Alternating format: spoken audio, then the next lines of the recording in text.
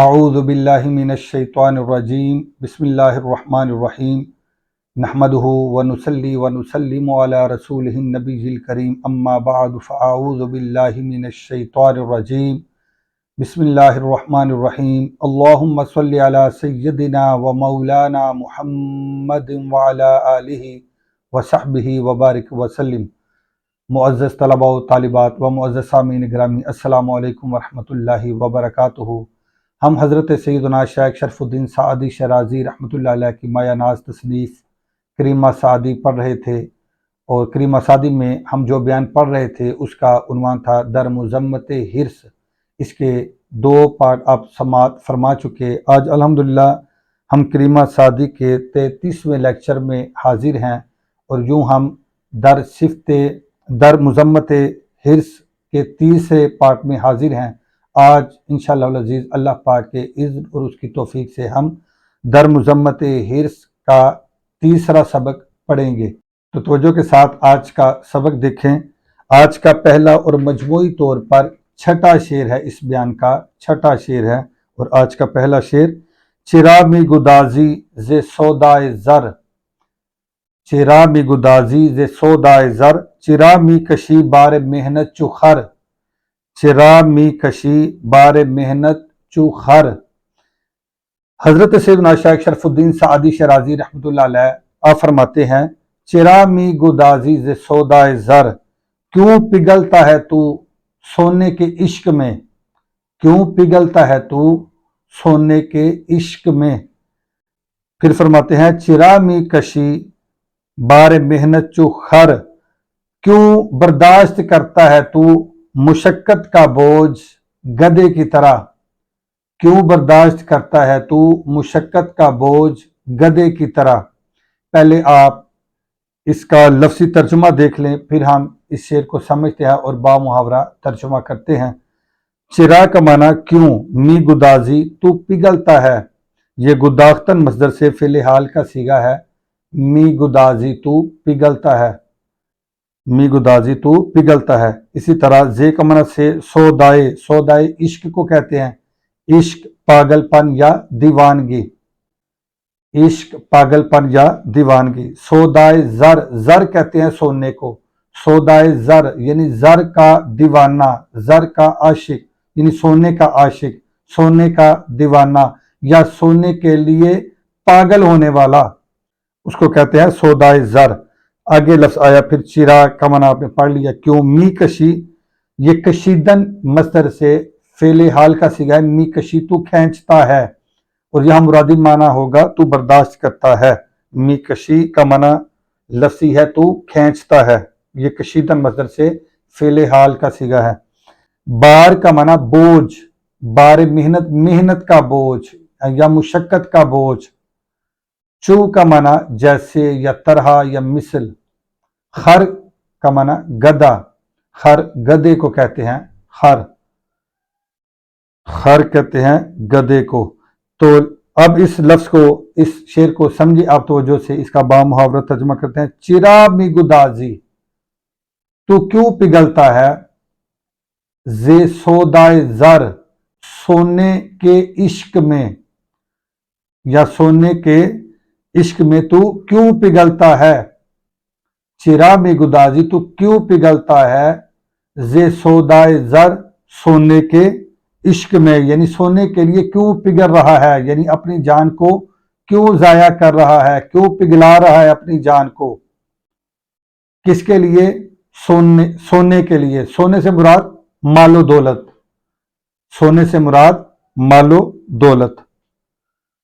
تو کیوں تو تحصیل مال کے لیے، مال و دولت کے لیے اپنی جان کو پگھلا رہا ہے، پگھل رہا ہے، اپنی جان کو ضائع کر رہا ہے، اپنی زندگی کے ایام کو ضائع کر رہا ہے۔ کیوں تحصیل مال کے لیے، کیوں سونے کا تو عاشق بن چکا ہے، مال و دولت کا تو عاشق بن چکا ہے، کیوں تو مال و دولت کے عشق میں اپنی زندگی کو پگھلا رہا ہے، کیوں ضائع کر رہا ہے۔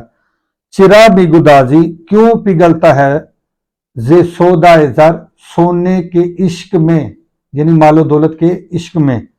چرا می کشی، کیوں تو کھینچتا ہے، یعنی کیوں تو برداشت کرتا ہے بار بوجھ، بار محنت مشقت کا بوجھ. کیوں تو مشقت کا بوجھ کھینچتا ہے، مراد برداشت کرتا ہے. کیوں تو مشقت کا بوجھ برداشت کر رہا ہے. چوخر، چوخر، خر کی طرح، گدھے کی طرح. جس طرح گدھا بوجھ برداشت کرتا ہے تو گدھے کی طرح کیوں مشقت کا بوجھ برداشت کر رہا ہے.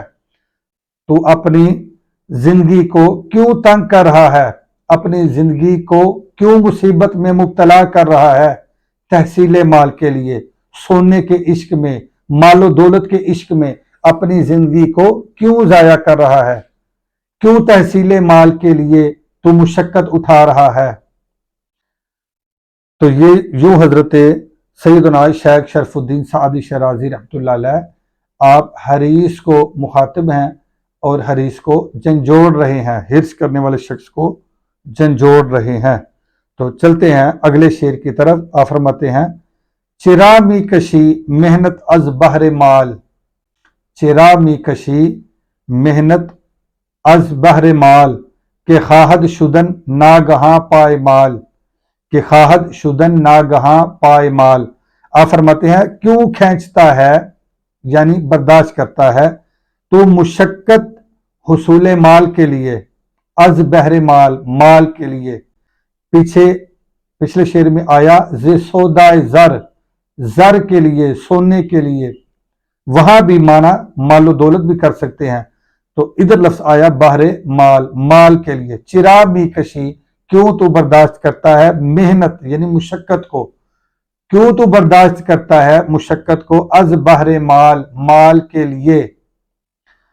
کہ خواہد شدن ناگہاں پائے مال، کیونکہ مال تو اچانک برباد ہو جائے گا، کیونکہ مال تو اچانک برباد ہو جائے گا. تو اس شعر کا لفظی ترجمہ پہلے دیکھیں، پھر ہم اس شعر کا دوبارہ با محاورہ ترجمہ کریں گے اور اس شعر کو سمجھیں گے. چرا کا معنی کیوں، می کشی تو کھینچتا ہے، یہ کشیدہ مصدر سے فعل حال کا صیغہ ہے اور یہاں ہم مرادی معنی کریں گے تو برداشت کرتا ہے. محنت کا معنی مشقت، بہر مال، مال کے لیے، بہر کا معنی کے لیے، تو بہر مال، مال کے لیے. خواہد شدن، خواہد شدن کا معنی بنے گا تو ہو جائے گا، خواہد شدن تو نہیں، ہو جائے گا. خواہد شدن کا معنی ہوگا ہو جائے گا، خواہد شدن ہو جائے گا. ناگہاں اچانک، ناگہاں اچانک، جیسے کہتے ہیں نا ناگہانی آفت یعنی اچانک کی کوئی آفت آن پڑے، یا ناگہانی موت یعنی اچانک موت آ جانا. تو یہ اسی سے یہ لفظ نکلا ہے، ناگہاں، اچانک. تو اسی طرح پائے مال کا معنی برباد، پائے مال کا معنی برباد ہونا یا تباہ ہونا. تو اب اس شعر کو سمجھیں. چرا بھی کشی محنت از بہر مال، کیوں تو برداشت کرتا ہے مشقت حصول مال کے لیے، مال کے لیے کیوں مشقت برداشت کر رہا ہے. یعنی فقط مال کے حصول کے لیے تو اپنی زندگی کو کیوں تباہ کر رہا ہے، کیوں اپنی زندگی کو مشقت کے بوجھ میں لا رہا ہے. یوں حضرت سیدنا شیخ شرف الدین سعدی شرازی حصول کا جو مال کا جو طالب ہے اور جو حریص بنا پڑا ہے فقط مال کے لیے، ضرورت کے لیے مال اکٹھا کرنا اور مال حاصل کرنا یہ برا نہیں، لیکن فقط مال کا حریص بن جانا، جو حریص بن جائے اور فکر آخرت کو بالکل ترک کر دے اور آخرت کو بھول جائے اور اللہ تعالیٰ کے احکامات کو بھول جائے، اس کو نظر انداز کر دے، فقط مال و دولت اکٹھی کرنے کی فکر میں لگا رہے، تو وہ بندہ حریص ہے. اور اسی شخص کو حضرت سیدنا شیخ شرف الدین سعدی شرازی رحمۃ اللہ علیہ آپ بار بار جھنجھوڑ رہے ہیں کہ تو فقط تحصیل مال کے لیے اپنی قیمتی عمر کو کیوں ضائع کر رہا ہے، کیوں اپنی زندگی کے کھلیان کو تباہ کر رہا ہے، کیوں اس کو برباد کر رہا ہے. پھر آپ فرماتے ہیں کہ مانا کہ تیرے لیے قارون جتنا خزانہ ہو گیا اور تیرے لیے دنیا کی ساری نعمتیں بن گئی، یعنی ساری دنیا کی نعمتوں کا تو مالک بن گیا، پھر کیا ہوگا. آپ فرماتے ہیں پھر بھی آخر کار تو نے ایک دن مرنا ہے اور قبر کی مٹی میں گرفتار ہونا ہے، اچانک یہ سب کچھ تباہ ہو جائے گا، ختم ہو جائے گا، تیرے ساتھ تو کچھ نہیں جائے گا۔ تو اس لیے آپ فرما رہے ہیں کہ دنیا کے لیے، حصول دنیا کے لیے، دنیا کے مال و دولت کے لیے اپنی اس قیمتی موتی جیسی زندگی کو ضائع نہ کر، اس ٹھیکری کے لیے، اس ردی شے کے لیے، اس کم قیمت شے کے لیے اپنی قیمتی جان کو ضائع نہ کر۔ اس لیے فرماتے ہیں چرا بھی کشی محنت از بہر مال، تو حصول مال کے لیے تو کیوں مشقت برداشت کر رہا ہے؟ پھر فرماتے ہیں کہ خواہد شدن ناگہاں پائے مال، کہ خواہد شدن کیونکہ مال تو اچانک پائے مال برباد ہو جائے گا، کہ خواہد شدن ہو جائے گا ناگہاں اچانک پائے مال برباد، کیونکہ تیرا مال اچانک برباد ہو جائے گا۔ تو یہ جو شے اچانک برباد ہو جائے گی، اس کو حاصل کرنے کے لیے تو اپنی قیمتی زندگی کو کیوں تباہ کر رہا ہے، کیوں برباد کر رہا ہے، کیوں مشقت کے بوجھ تلے آ رہا ہے؟ فقط تحصیل مال کے لیے اپنی زندگی کو ضائع نہ کر اور آخرت کی بھی کچھ فکر کر۔ آج کے لیے اتنا ہی کافی ہے۔ اللہ حافظ۔ السلام علیکم ورحمۃ اللہ وبرکاتہ۔